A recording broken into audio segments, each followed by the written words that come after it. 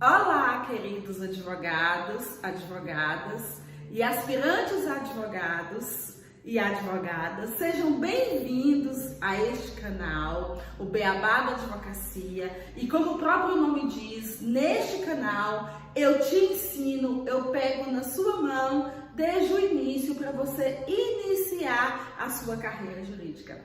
Então já aproveitem aí, ative o sininho, tá? Já se inscrevam quem não é inscrito, porque vai ter muita coisa proveitosa por aqui.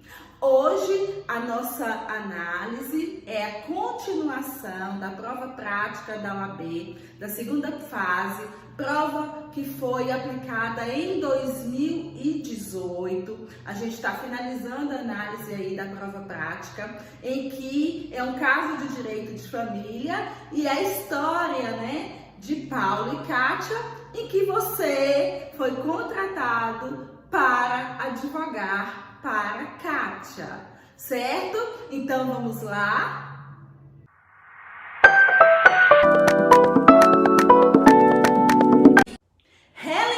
Então, que você foi contratado por Kátia, para desconstituir a penhora de um bem que foi penhorado em razão dos alimentos que Paulo devia para o seu filho Glauco. Só que Paulo já era casado com Kátia. E Paulo e Kátia são casados no regime da comunhão universal de bens. E no caso da comunhão universal de bens, o que acontece? O artigo 667, ele fala o seguinte, lá do Código Civil, que os bens presentes e futuros são comunicados entre os cônjuges. Então, no caso de Paulo e Kátia, que casaram com comunhão universal de bens, adquiriram um imóvel, esse imóvel pertence aos dois. Aí você vai entrar com os embargos de terceiros, como nós já falamos na aula anterior, e lá nos seus embargos você vai usar esse argumento.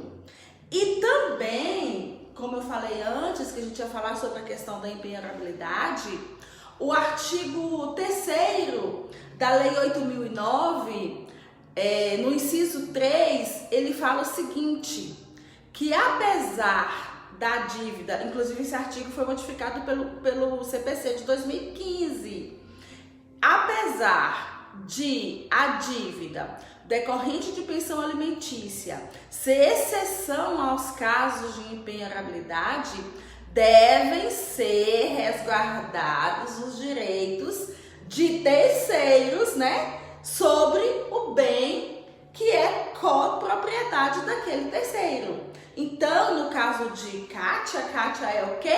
Kátia é coproprietária. Então, ela é dona junto com Paulo. Se ela é dona junto com Paulo, o que acontece?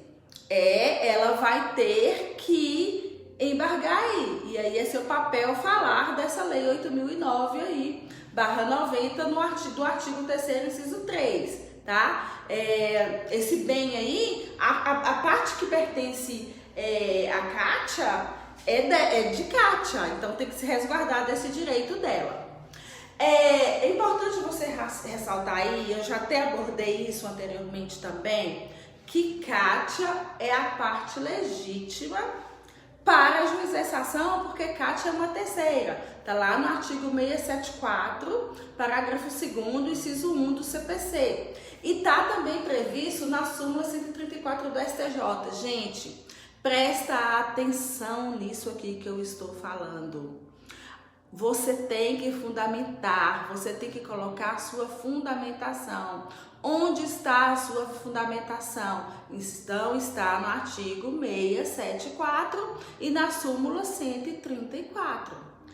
Aí, no seu pedido, você vai pleitear a ineficácia dessa penhora, fundamentada nesses artigos aí. Em relação a quê? Você vai pedir a penhora toda, a ineficácia da penhora toda? Não. Em relação à meação, em razão da propriedade.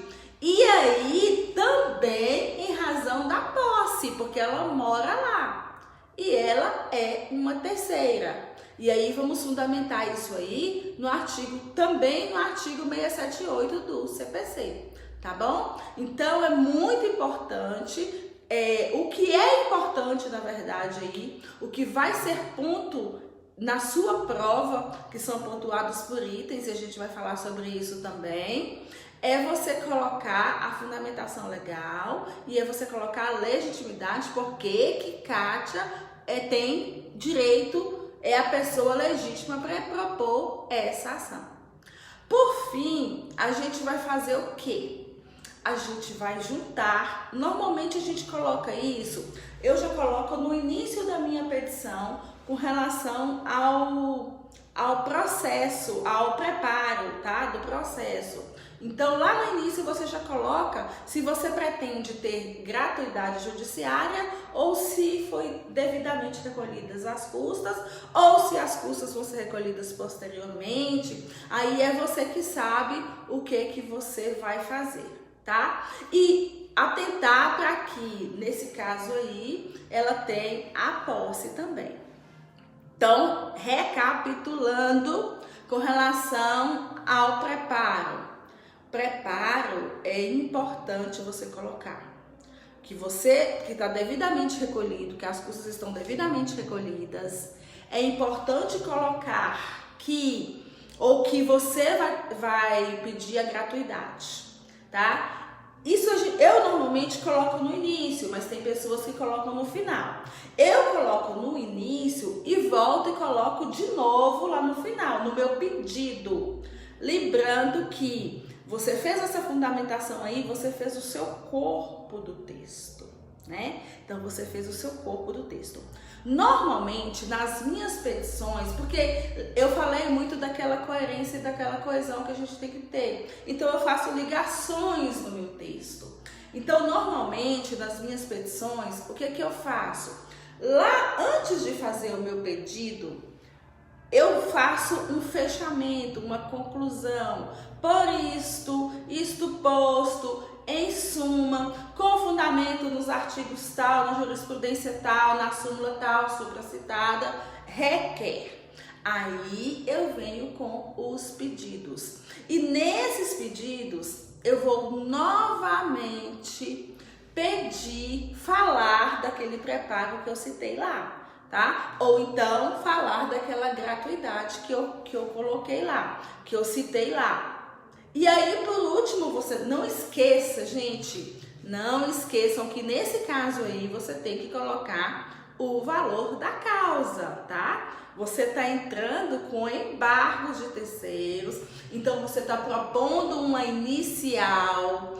Presta atenção nessa questão. Não é uma contestação que você está fazendo nessa ação de alimentos, como eu falei. Você está entrando, você está propondo uma petição inicial. Então, você tem que dar valor à causa, né? Tem que colocar lá a data, depois dos seus pedidos. Tudo aquilo que você falou, você vai chegar à conclusão de que você precisa pedir alguma coisa. No caso de Kátia, aí você está pedindo a desconstituição da penhora que recai sobre aquele imóvel que é de propriedade de Kátia, em razão de ela ser casada com Paulo no regime da comunhão universal de bens. E o imóvel, né, foi comprado por ambos e ela é, além de proprietária, ela é posseira desse imóvel. Então, você fechou esse pedido, aí você vai fazer o que agora?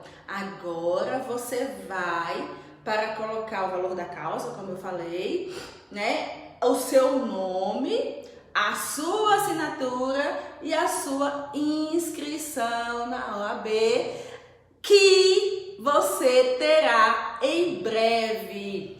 Se Deus quiser, foco aí, nunca é tarde para começar, então você será, né, rapidamente um advogado. E aí já começa a sonhar com isso, já colocando lá o seu número de inscrição na OAB.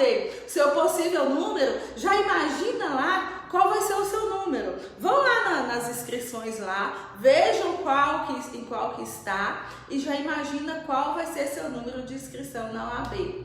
A outra coisa, a prova, ela é distribuída em pontos. Então, cada um desses pontinhos que eu falei nestas aulas anteriores, que a gente está finalizando a análise dessa prova prática agora, cada um desses pontinhos, ele tem a distribuição. Cada um desses tópicos aí, ele tem o valor, a pontuação. Certamente quem não olhou ainda, né? Todo mundo normalmente vai primeiro olhar isso, mas quem não olhou, vai lá e já olha. E quem tiver interesse, já me manda aqui que eu mando para vocês aí a pontuação dessa provinha que a gente acabou de analisar, tá? É só entrar em contato comigo que eu mando sim a distribuição dessa prova que a gente analisou.